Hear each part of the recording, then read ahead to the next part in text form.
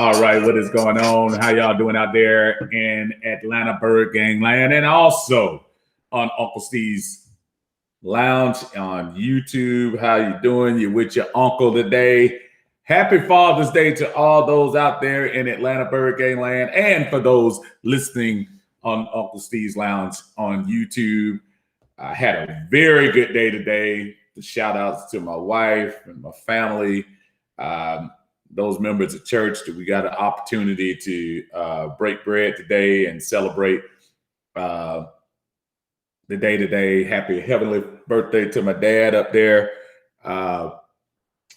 and all those others who are missing family, fathers, grandfathers, all that good stuff. Just appreciate the day, man. It's pretty cool, man. This father thing, I never underestimate how much of a big deal this is, man. This is one of my favorite days, and it's a reflection day too. So to all of you all out there in that same role I'm in, I appreciate you, and thank you, and continue to keep doing your thing, man, for these kids, man. Because look, Lord knows they need us out there, especially in this world in 2021. It's tough out there. Anyway, getting to the thing, man, I am so honored always to follow my brother Tidy, who was on a special role today. A lot of times, usually come on a little bit earlier.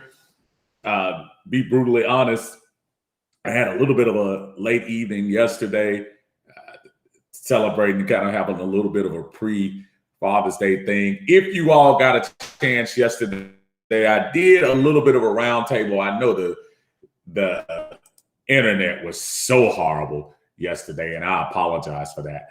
But I tried to have a roundtable about the Atlanta sports scene, a lot about the Atlanta Falcons. It was very interesting to hear some of the comments and the things that were said in here. I would say we had about a 10-person panel, and some of the questions we were talking about were some of the things that Tidy brought up about the lack of, again, it's not about pointing out one person, but I found it interesting that the majority of the room seemed to sense two things. They thought the Julio Jones trade was not great for the Falcons. And they also thought that Matt Ryan, his time is up here in Atlanta. And when I say time is up, I mean, like, as far as it should be up. So a lot of things that Tidy was bringing up in his stream that it's kind of hard not to kind of co-sign on. And one of the things I think I'm going to take credit for saying a while ago about Matt Ryan and his tenure here in Atlanta is not personal. It's never personal. I had back and forth with one of my buddies in the group, talking about he was steady throwing stats at me and everything about how Matt Ryan did this and Matt Ryan did that. Acting like I've never seen the games, and acting like I don't watch the games, and acting like I don't go to the games. No one is here to put this negative stamp on Matt Ryan as a football player. Matt Ryan doesn't have to answer to anybody as far as his longevity. That's the one thing we can't take from him. Matt doesn't get hurt a lot, knock on wood. He's out there, no matter what.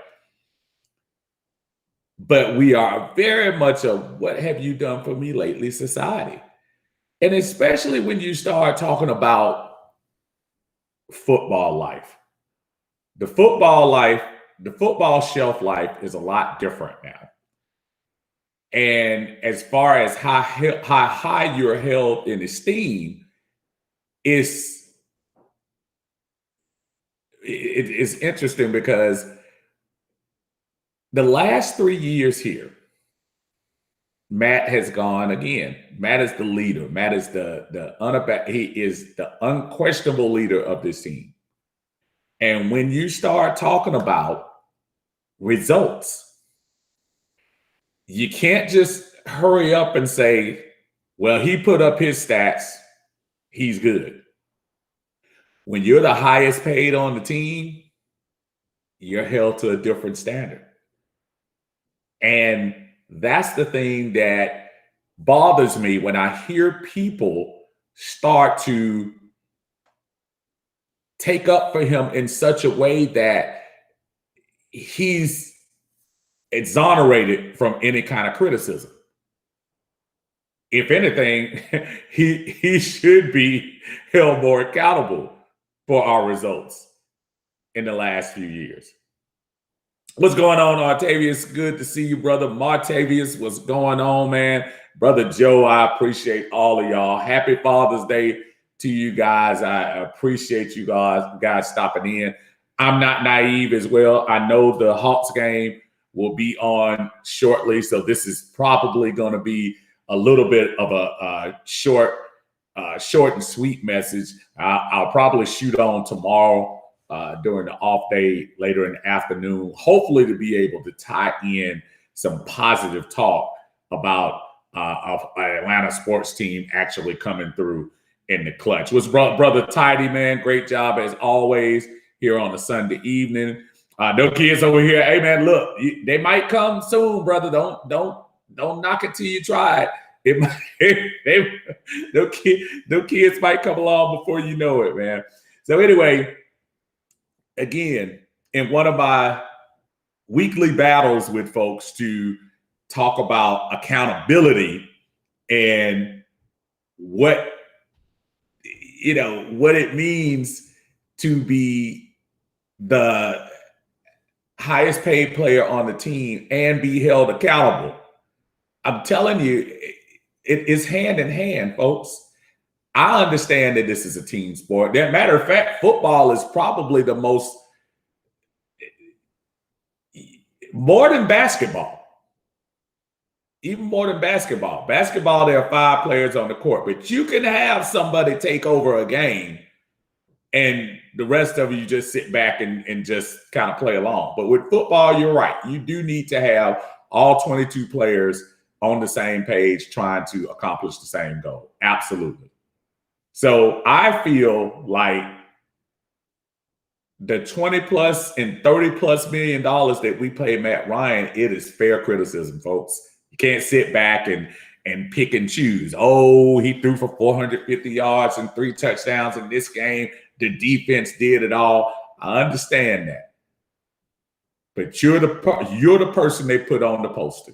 You're the person that is sitting there accepting the $30 plus $1 million a year contract. When you look at the different teams, I know we don't hear about it in Atlanta, but you go to other teams outside of the area. You go to those teams and see if they don't get held accountable. I guarantee you in Carolina right now, Christian McCaffrey is going to be held accountable for not getting hurt. I guarantee you when you go to New Orleans right now, Michael Thomas, I don't care who's throwing the ball to him, is going to be held accountable. So is Alvin Kamara. They getting paid all that money and they haven't made a Super Bowl yet, contrary to belief. They'll talk like they've been to the Super Bowl, but they haven't.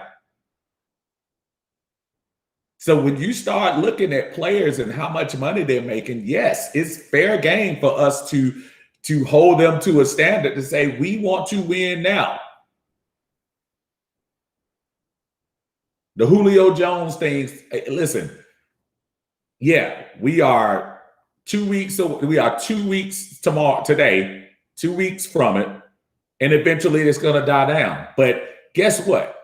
First time Matt starts struggling on the field, the first time he's not able to have a good game, guess what the national media is going to conveniently bring out? Julio Jones. Brother John Harris, what's going on, man? Rusty said, do you think Matt called his father TB12 and said happy birthday? Oh, man. Yeah, TB12. RJ, what's going on, brother? Thank you very much. I appreciate that. Octavius, man, after the Chiefs game, I had to get off the Matt Ryan, even though the team played a solid game. Everyone was held accountable, but him. Yeah, I hear you. And a happy shout out to you, to RJ. Happy Father's Day to you and to all the other fathers as well. We're getting to the point now where training camp starts next month at the end. This Atlanta Falcon team going in is very young. When you start looking at the folks that we had on here, when you start talking about Matt, Deion Jones, Grady Jarrett, and well, as far as the true veterans, that's really it. Calvin's getting ready. I think everyone else, I'm trying to think who else is on their second contract, and y'all help me out when you try to see. How you doing, Lisa? Good to see you. When you start talking about second contract and third contract Falcons, they're not a lot on the team. Jake Matthews, I did forget about him on the offensive side. But those guys right now are pretty much all of the veterans on the team. So what Arthur Smith is inheriting is a very young team. I'm glad to see Coach Dean Pease come in and hopefully mold this defense into something that's much better than we've had in the past. But guess what? I haven't seen it on the field yet. I was listening to somebody acting like he was Buddy Ryan, and for those of you who don't remember, Buddy Ryan, the architect of the 46 defense in Chicago.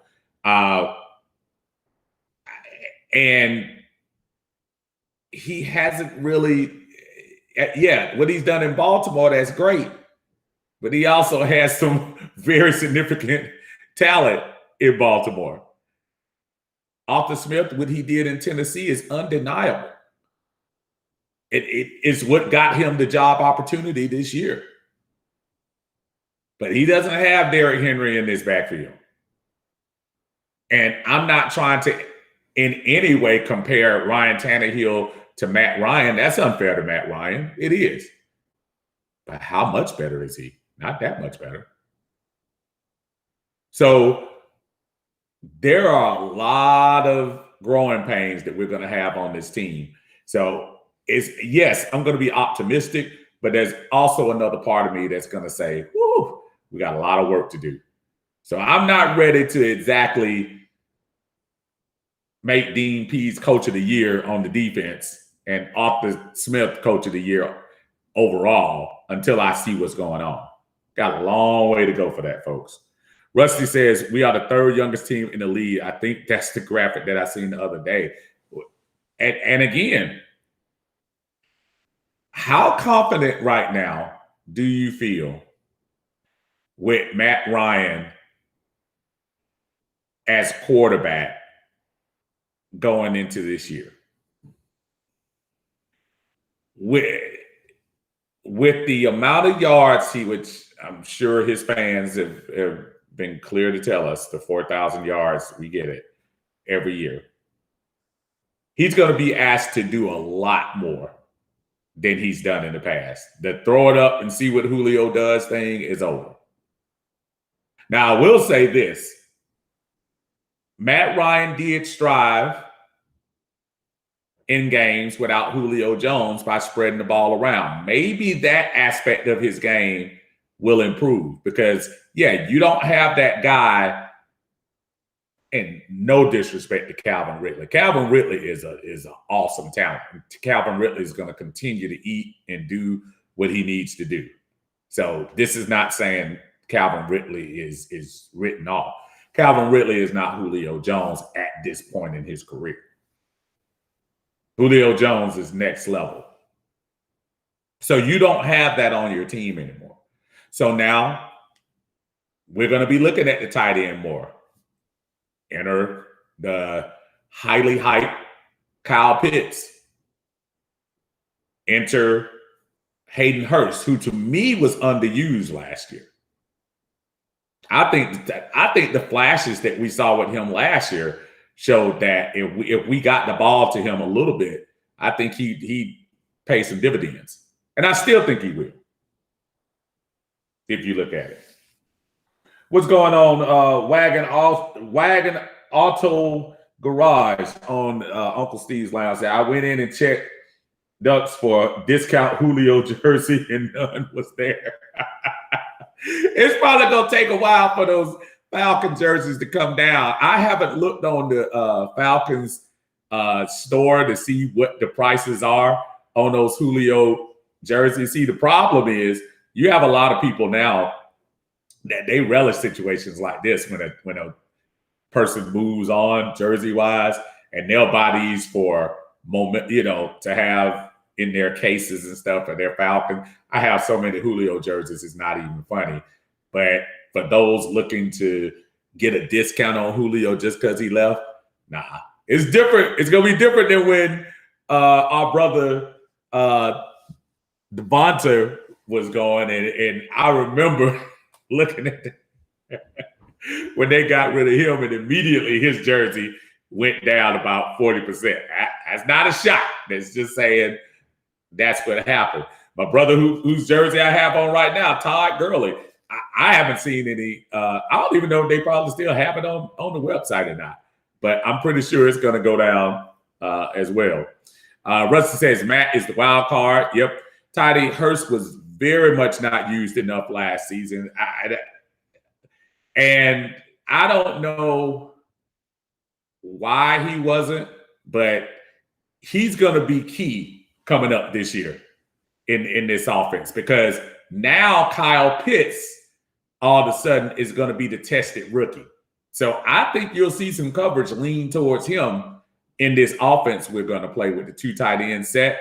So now this is your opportunity, Hayden Hurst, to show. And now since they declined your 5th-year option, you're kind of fighting for your next contract. So this is a good position to put him in to see what he can do. Martavis said when Kyle was here, he made sure he spread the ball. That has been Ryan's problem over the years, not spreading the ball. And I mentioned 2016 again. It's hard not to. That was Matt's greatest year, and of course, our greatest franchise success. When Matt was forced in a few of those games without Julio in 2016, again, he did a great job of spreading that ball around. Y'all remember Aldrick Robinson? Do y'all remember, was it Tyson Brello who threw a touchdown to during that season? And I'm just saying his name just because he had to be forced to look other than number 11. Somebody else I'm missing during that season. But he spread the ball. He threw a lot to the fullback, DeMarco. So he was forced to do that. Now, it's 2021. So when I'm making comparisons to 2016, is Matt physically as good as he was in 2016? Is Matt going to be able to mentally go through progressions as he did in 2016? So those are things that before we are ready to just say, oh yeah, just like he did back in the day. Well, back in the day, he was 11-5 and 10-6. The last few years, 7-9, 7-9, and 4-12. It makes me wonder. And yes, our defense didn't help, but Matt wasn't exactly helping himself either. Let's not try to pretend like Matt was, Titus said, I went into local Dick's yesterday and all the Julio clearance jerseys were gone. I'm trying to tell you, listen, in store, folks will probably be, or hurry up to mark those down. I'll be willing to bet you in the fan store, and I'm gonna, if anybody looks real quick to see, I'll be willing to bet you those Julio Jones jerseys, if they are discounted, which I would doubt if they are very much. They haven't gone down much. Dave is talking to us in Uncle Steve's Lounge. What's going on, brother? Say happy Father's Day. And thanks once again for sharing your beautiful son with us. Oh, thank you very much. I appreciate that, Dave. Happy Father's Day again. I'm not going to say it enough. Fathers don't get quite as much as love as the mothers do on Mother's Day. And I love my mothers, so don't take that in any other way. It's interesting to me. You all know what I do for a living at work, but it's always interesting when Mother's Day come, there's this uptick of, oh, we're going to have all these packages and stuff come in and everybody get ready for overtime and staying late because we got to get those packages and we got to get these things. And then Father's Day this weekend, it was like, oh yeah, just a regular weekend, no big deal. Fathers don't get a whole lot of gifts and stuff. So I'm giving all the love to the fathers that I can. Lisa says all Julio are 40% off at the store at Atlanta Station. I'm actually shocked about that. I'm actually shocked. But then again, maybe not shocked at walking in. Walking in would be, maybe that's a different scenario. But that doesn't surprise me. Happy Father's Day to you. Thank you, Christian. I appreciate that. Happy Father's Day to you guys.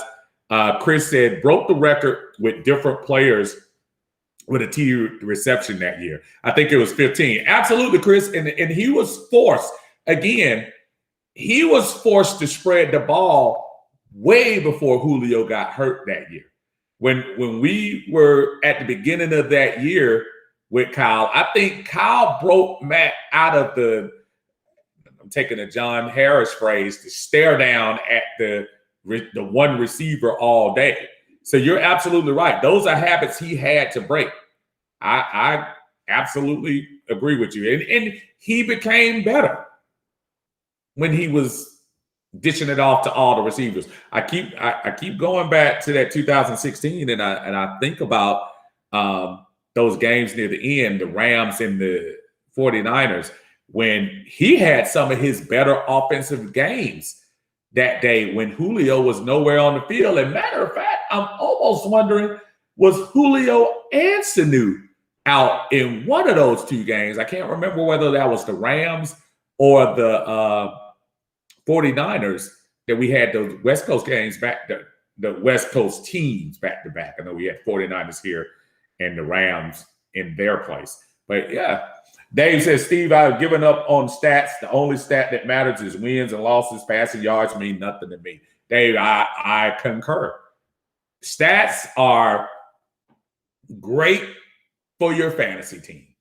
And I'm a big fantasy guy.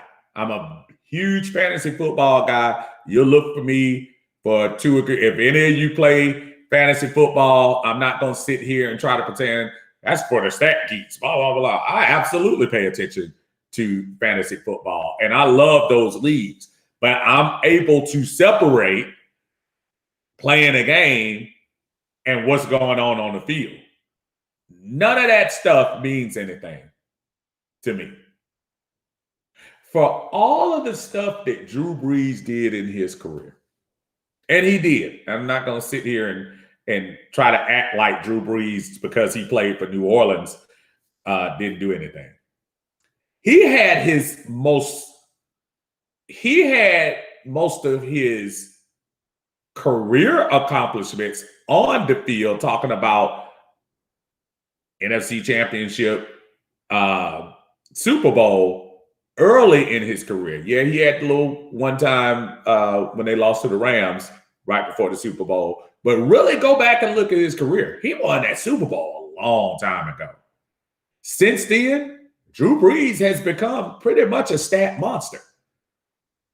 If you go from the year he won the Super Bowl up to now, Drew Brees might be the most garbage time yards quarterback in history. But you have to put the asterisk that he's also an NFL Super Bowl champion. And I believe MVP that year of the Super Bowl. So you can't ignore that. But that year aside, he's been a stat monster. There's nothing been special about him in that. Not in that era, not in that arena, in my opinion. Thank you, Anthony. Happy Father's Day to you too. Rusty said, I might live in North Carolina, but I'm a Jersey boy, so I'm a Knicks fan. So with that being said, go Sixers. Really? Is that where you really want to go, Rusty? Honestly. Chris says, Kyle did that exactly. Schemed other players open with his philosophy. And it worked. It works in Frisco. You don't see a dominant wide receiver in Frisco. And then the advent of George Kittle and then the other little tight end that they have in Frisco. Aside of the plethora of running backs that they run through there and just plug them in and the system doesn't change. Frisco is going to be a surprise team next year. I'm trying to take with everybody coming back healthy. Don't be surprised if Frisco goes from the bottom to the top in that division real quick. I like what they do. Martavis said, I remember when Julio being out, not Sanu. He probably was though. Dre says, happy birthday to you, Dre. I appreciate it. Tidy says, Sanu and Jet both bitched the Rams game in 2016. Thank you, Tidy. I thought it was, and thank you for shaking that. I thought that was that game that they did that. And that Rams game, that was the one we put up 40-something points. I'm not looking at it right now. I know it was a whooping, and I know Jared Goff was very, very green in that game. He was young, so I give him credit. Dave said, I see you wearing number 21, which begs the question, do you consider Deion Sanders a Falcon? I don't. Also, he says, which team in Atlanta is the best suited to set a standard in this team? This mediocrity has got to stop. I'm tired of it. Two very good questions. I asked them both. Deion Jones, to me, we were having this conversation yesterday during the roundtable. And again, I apologize for the internet. You notice we moved into a little new location. So you're gonna see during the year some things change. This is a little bit of a new set. We're gonna change things up. Just like Jet can go to Tennessee, Tampa Bay, New England, wherever he goes. But his legend was started in Atlanta. So when you say, Dave, about whether Deion is considered a Falcon, I respect what you're saying as far as, in your opinion, you don't. Deion's swag, Deion's legend, Deion's ability was started here in Atlanta. Deion turned Atlanta into a must-see, made Atlanta a must-see place. When you thought about back in 1980 and 78, when we first made the playoffs, those first two playoff years, yes, it was a good story, and media was nowhere where it was now. It was a good little story, but people weren't taking Atlanta seriously. And you still had Dallas, the Rams, at the time, Redskins, Pittsburgh, and all of those teams like that were truly the blue bloods. Atlanta was just getting into the fray. No one gave them respect like that. So now, fast forward to Deion getting drafted. And let's keep it real. When Deion was drafted, we all know the stereotypical things when people see the people with the gold chains and the Jerry curls. And Jerry curl, I may add, that was very close to mine back in the day, believe it or not. But you saw that come into the city of Atlanta, and there were some that was like, "Whoop, there goes the neighborhood." But actually, Deion was bringing a style, a swag, a confidence, an attitude that this city hadn't seen.